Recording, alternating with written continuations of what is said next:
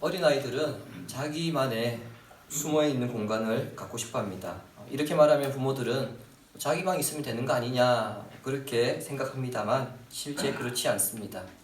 자기 방이 있다 하더라도 엄마 아빠가 불쑥불쑥 들어와서 책상이 왜 이 모양이냐, 이게 방이냐, 쓰레기 매립지냐, 장난감이 왜 바닥에 있냐, 도대체 네가 누울 곳은 어디냐, 이런 잔소리를 하기 때문에 자기 방이지만 아이들은 자기만의 공간이라고 생각하지 않습니다.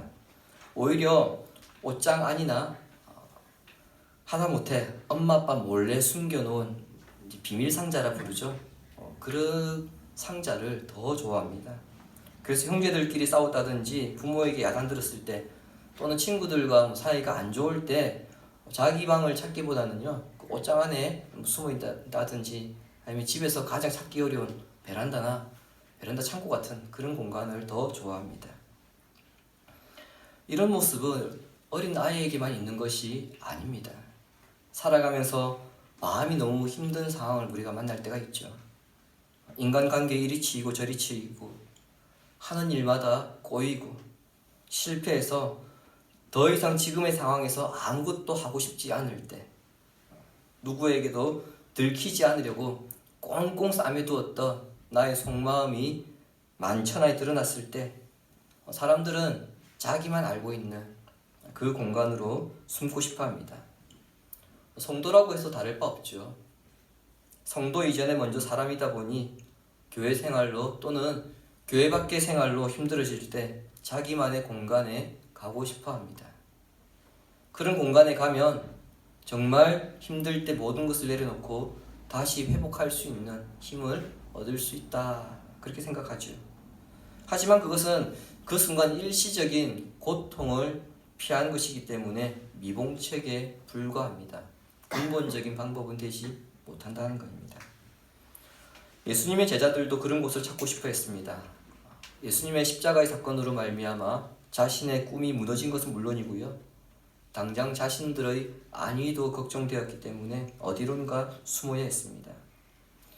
그런 제자들을 다시 갈릴리로 부르시는 것이 오늘 본문의 말씀입니다. 그러므로 부활을 기념하는 이날에 부활의 주님께서 제자들을 갈릴리로 왜 부르셨는지를 생각하며 그 이유가 오늘 우리에게 어떤 의미가 있는지 살펴보고자 합니다. 예수님께서 십자가에서 죽으시고 3일째가 되던 날, 즉 안식일 다음 날, 우리로 치면은 일요일 새벽입니다. 3명의 여인이 예수님의 시신에 향품을 발라드리기 위해서 예수님의 시신이 묻혀있는 무덤으로 갔습니다. 시신에 향품을 바르는 것은요, 악취를 제거하기 위한 것으로 이것이 이스라엘 장례의 마지막 단계입니다. 원래는 예수님께서 십자가에서 죽으시고 난 다음에 무덤을 안치하고 바로 향품을 발라야 되는데 예수님께서 돌아가신 때가 안식일 직전이었기 때문에 급히 시신을 안치하느라 향품을 바르지 못했던 것입니다. 그녀들은 무덤으로 가면서 한 가지 걱정을 하였습니다. 이스라엘의 무덤은요, 큰 바위 안을 파서 그 굴처럼 파가지고 그 안에 시신을 넣어 놓았습니다. 그리고 밖을 큰 돌로 막았습니다. 그 돌 크기는요, 일반적으로 성인 남자의 키 정도 됩니다.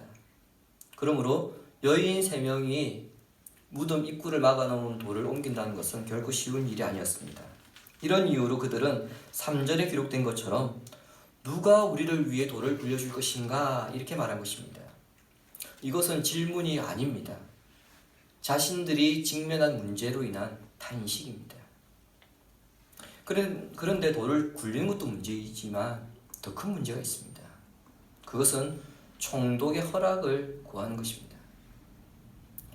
예수님께서 십자가에서 돌아가신 후 대제사장들과 바리새인들이 예수의 제자들이 시신을 훔쳐간 뒤 예수가 부활했다고 유언비어를 퍼뜨릴 수 있기 때문에 군인들로 하여금 무덤 입구를 봉쇄해달라, 이렇게 요청을 하였습니다. 따라서 세 여인들이 돌을 굴리는 것은 둘째치고 어떻게 군인들을 설득시켜서 허락을 받아야 하는가, 이 고민이 지금 선제되어 있습니다. 말을 안 해서 그렇지 정말 머리가 복잡하지 않았을까요? 그렇게 탄식하며 무덤까지 왔는데 정말 기절초풍할 일이 벌어집니다. 4절 보시기 바랍니다.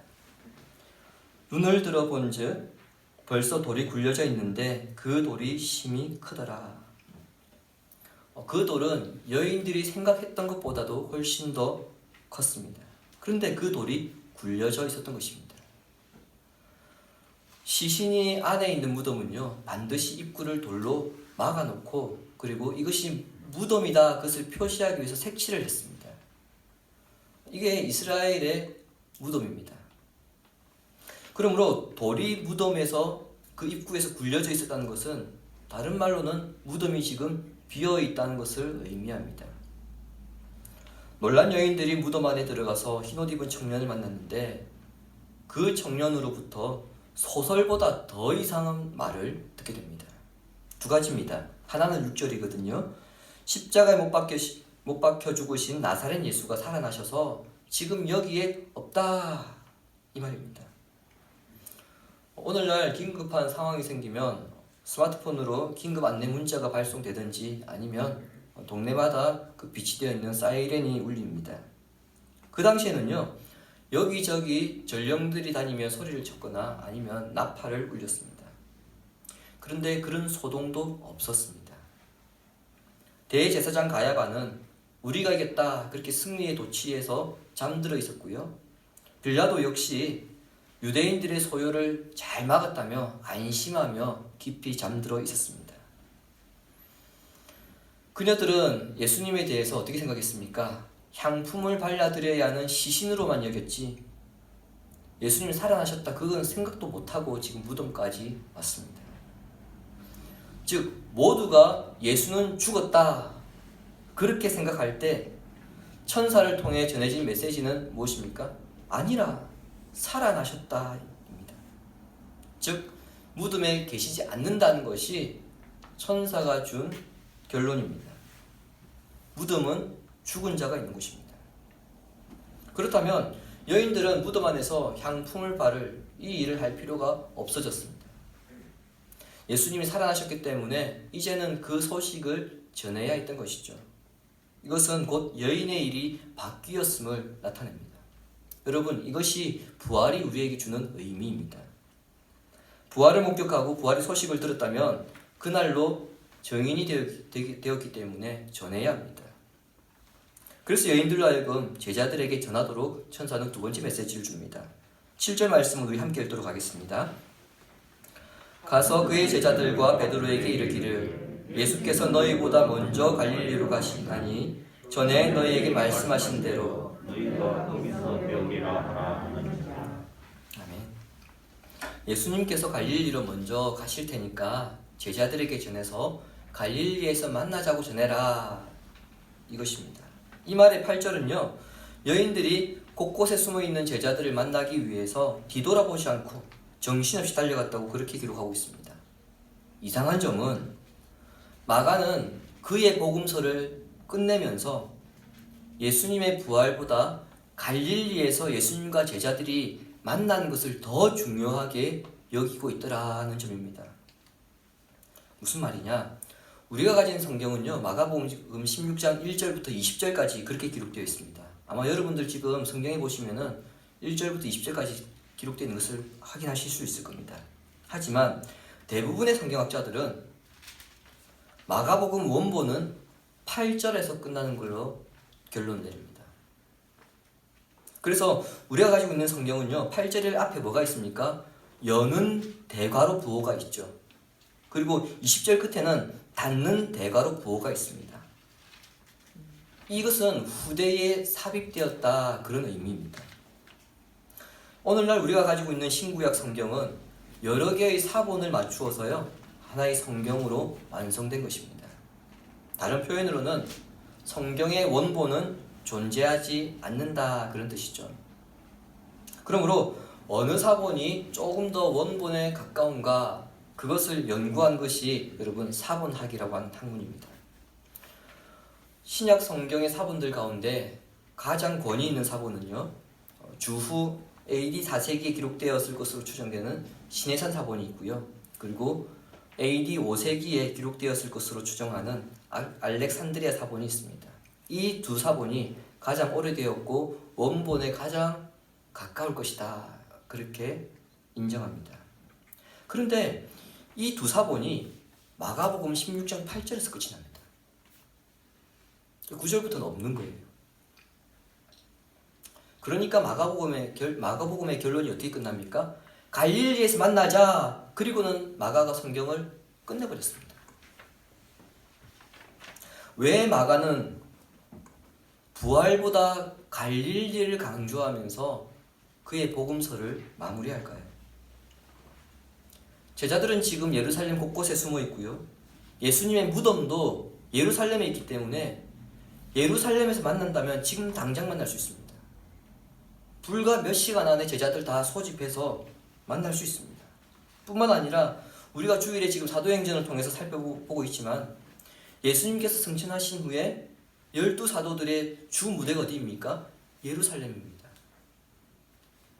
그렇다면 갈릴리보다 예루살렘이 더 중요한 것 같은데, 그럼에도 불구하고 주님은 갈릴리에서 만나자 이렇게 말씀하셨다면 우리는 왜 갈릴리인가? 이 점을 생각 안 할 수 없습니다. 갈릴리는 유대의 북쪽에 있는 갈릴리 호수를 둘러싼 지역입니다. 그 일대를 갈릴리 지역이라 하거든요. 그런데 갈릴리 지역은 성전이 있는 예루살렘에 비하면 초라하기 짝이 없는 시골입니다. 여러분, 우리가 대전광역시에 살고 있지만 서울에 비하면 우리 시골입니다. 광역시라고 해서 우리 도시다 그렇게 생각하는데요. 서울에 비하면 우리 시골입니다. 갈릴리가 그거와 같은 곳입니다. 예수님의 고향 나사렛도 이 갈릴리 지역에 있었거든요. 근데 이 갈릴리 지역은 유대인들조차 인정하지 않았던 지역입니다. 요한복음 7장 41절 주보에 있습니다. 보시기 바랍니다. 어떤 사람은 그리스도라 하며 어떤 이들은 그리스도가 어찌 갈릴리에서 나오겠느냐. 한 나라를 통치할 메시아가 어떻게 시골 총구석에서 나올 수 있겠느냐, 그 말입니다. 이처럼 갈릴리는 사람들 눈에 별 볼 일 없는 지역이었지만 예수님과 제자들에게는 굉장히 특별한 의미가 있는 지역입니다. 그곳은 예수님과 제자들이 처음 만난 곳이고요. 예수님께서 제자들을 가르치시고 훈련시켰던 곳입니다. 그곳에서 예수님은 물을 포도주로 변화시키는 기적을 보여주셨고요. 백부장의 신하를 고쳤으며 죽은 나사로를 살리셨고, 보리떡 5개와 물고기 2마리로 성인 남자만 5,000명을 먹이시는 기적을 베푸셨습니다. 그곳에서 예수님은 이런 기적들을 통해서 제자들에게 무엇을 가르쳤느냐? 사람은 자신의 힘으로, 자기의 능력으로 사는 것이 아니라 하나님의 힘으로, 하나님의 기적으로 살아야 한다, 이것을 가르치셨고요. 그 갈릴리 지역에서 제자들에게 예수님은 천국이 어떤 곳인가 이것을 경험하게 하셨습니다. 그 갈릴리에서 주님은 지금 제자들과 함께 만나자고 한 것입니다. 우리가 만일 예수님이라면 예루살렘에 숨어있는 제자들을 색출하여서 왜 도망쳤어? 그렇게 따졌을 것 같은데 주님은 아니었습니다. 비록 제자들은 예수님 십자가 앞에서 무서워서 도망갔지만 주님은 그들을 포기하지 않으셨습니다. 그들은 주님의 일을 해야 하는 사명이 있었고 이 일을 위해 그들이 부름받았기 때문입니다. 그러므로 주님은 그들이 왜 실패했는지를 깨닫고 다시 사명자로 서도록 갈릴리로 부르신 것입니다. 요한복음 21장 17절 우리 함께 읽도록 하겠습니다. 세 번째 이르시되 요한의 아들 시몬아 네가 나를 사랑하느냐 하시니 주께서 세 번째 네가 나를 사랑하느냐 하시고 베드로가 근심하여 이르되 주님 모든 것을 다 시험해 내가 주님을 사랑하는 줄을 주님께서 아시나이다. 예수께서 이르시되 내 양을 먹이라. 아멘. 갈릴리로 돌아가 물고기를 잡고 있던 베드로에게 찾아가셔서 네가 나를 사랑하느냐라고 물으셨고, 베드로가 주님 그렇습니다. 제가 주님 사랑하는 줄 주님께서 아십니다 라고 대답했습니다. 그 대답에 방금 읽은 말씀에서는 웃기시네, 나를 사랑한다는 놈이 가장 먼저 도망가냐? 그렇게 말씀하지 않으시고요, 내 양을 먹이라 그렇게 말씀하셨습니다. 방금 읽었던 말씀 제일 처음에는 세 번째 이르시되 이렇게 되어 있습니다. 세 번째 이르셨다는 이 말은 그 앞에 두 번 더 물으셨다는 것을 의미합니다. 하지만 세 번째 물으셨을 때 베드로는 근심하였습니다. 고민을 하였습니다. 불과 얼마 전 베드로는 예수님을 3번 부인하였던 경험이 생생하게 지금 기억에 남아있기 때문이죠. 부인하며 도망쳤지만 부활의 주님을 만나고 그 주님께서 자신의 실패를 드러내신 것이 아니라 앞으로 하실 일에 대한 그 기대감을 보여주셨을 때 베드로는 다시 사명자로 회복될 수 있었던 것입니다. 이 일이 갈릴리에서 일어났습니다. 주님이 사랑하시는 신일가에 심은 성도 여러분, 예수님은 제자들이 실패했을지라도 예수님을 통해 부활을 보았으니 이제 하늘 소망을 가지고 새롭게 출발하며 살기를 원하셨습니다. 그렇게 볼 때 갈릴리는 첫사랑을 회복하는 곳이고요, 믿음의 새 출발을 하는 곳이며 잊어버렸던 사명을 새롭게 하며 흩어진 공동체를 재건하는 곳입니다. 그곳에서 주님께서 제자들과 함께 만나자고 하신 것입니다. 더 중요한 것은 7절에 주님께서 제자들보다 먼저 갈릴리로 가실 것이다 이렇게 말씀하셨다는 점입니다. 제자들의 회복은 부활의 주인 되신 예수님께서 더 원하셨다는 것을 드러냅니다. 제자들의 이전의 모습이 어떠했든지, 그들이 예수님을 배신했든지 아니면 예수님 버리고 도망갔든지 부인했든지 간에 상관없이 부활의 증인으로 살아가기를 원했던 그 마음은 예수님이 더 간절했다는 것입니다. 그것을 우리는 본문을 통해 발견하게 됩니다. 올해도 어김없이 우리는 부활주의를 맞이하였고 2022년을 시작한 지 벌써 4월 중순이 되었습니다. 이런저런 일을 해야 한다고 너무 분주하게 보내느라 정작 내가 누구인지, 주님 앞에서 어떻게 살아야 하는지 이 사실을 잊어버리지는 않으셨습니까? 어느새 나도 모르게 신앙의 열정이 식어버려서 제자들처럼 숨어있는 신앙생활을 하고 있지는 않습니까? 늘 똑같은 삶이 반복되어 미래에 대한 기대나 기쁨 없이 그저 그렇게 하루하루를 보내고 있지는 않습니까? 삶이 너무 바빠서 지치지는 않으셨습니까? 그렇다면 부활의 주님께서 갈릴리에서 기다리신다는 것을 여러분 기억하시기 바랍니다. 다시 신앙에 불을 붙이고 주어진 삶에 감사하며 앞으로 나의 삶이 부활의 증인으로 살아가도록 십자가의 능력을 소유하는 성도가 되기를 바랍니다. 그것이 살아가면서 우리가 만나는 인생의 모든 문제를 극복하고 해결하는 방법이고요, 우리가 갈릴리로 나아가는 것입니다. 갈릴리에서 기적을 베푸신 하나님은 오늘 우리가 그곳에서 회복되기를 원하십니다. 다시금 부활의 증인으로 살아가기를 원하십니다. 교회 밖에 나가서 그곳에서 주님께서 세우신 곳에서 우리가 부활의 증인으로 또 하나님의 백성이요 자녀로 살아가기를 원하십니다. 이 사실을 기억하시고 부활의 주님께 내 삶을 돌이켜 부활의 능력과 기쁨을 체험하며 신앙과 삶을 회복하는 복된 성도가 되기를 예수님의 이름으로 축원합니다. 아멘.